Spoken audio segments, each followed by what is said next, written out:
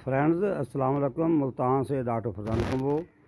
कुछ दिन पहले मैंने ग्रुप में शेयर किया था कि जो बकरियां पालन है सुन्नत नबवी है और मैशत के लिए भी बड़ा फ़ायदा है इसका। ये इसकी मिसाल सामने है आपके कि ये घर की आप छत पे भी पाल सकते हैं।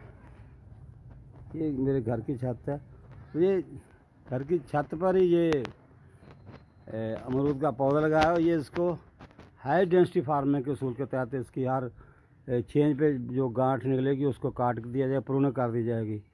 ये दोपहर को आराम करते हैं इधर बैठकर।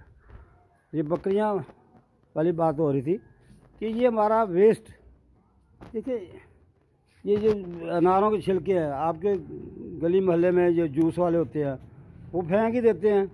उनसे हलवाए हो 2 गिलास जूस पी आते जाते, उसको कहा छिलके क्या करने हैं, छिलके ले लिए उससे। ये अनारों के छिलके हैं।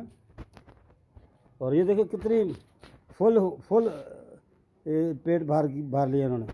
इनको कहते पंजाबी च वक्खी कड्डियां पईयां। और ये किसी हमसाए की वाले सब्ज़ी वाले से इसकी सब्ज़ी के वेस्ट ले आए, ठीक है ना। बंद गोभी के, दूसरी गोभी के पत्ते हैं। लहसुन आपका अपना है, घर के ज़िम्मेदार हैं। और ये कभी कभी इसका टेस्ट बदलने के लिए ये पानी रख लिया, ठीक है ना। इससे ये छोटे छोटे काम हैं, ये अपने हमारी मैशत को सहारा दे सकते हैं। हम इस ग्रुप के रास्ते एक दूसरे को नए आइडिया दे सकते हैं।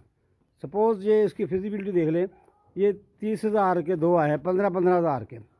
अगर आप 1 लाख रुपये खर्च करें, 6 बकरे ले लें, तो कुर्बानी पे ये आसानी से 50,000 के हो जाते हैं और ये 3 लाख का हो जाता है। और ख़र्चा मेरे ख्याल में 1 हफ्ते में मुझे तो कुछ नहीं करना पड़ा। ये 20 रुपये के ये पत्ते लाया था। तो इस तरह के आइडिया एक दूसरे से शेयर करते हैं। बाकी आपकी मर्ज़ी है। और लहसुन इनकी पसंदीदा ग़िज़ा है। और ये अभी तो एक जोड़ी है, इतनी खुली छत है। मेरा इरादा कि 5-4 और लें। एक के लिए भी तो छत पे आना ही है ना, तो 4-5 और ले आएँ। ये 6 कर लूँगा इंशाअल्लाह ताला। अस्सलाम वालेकुम।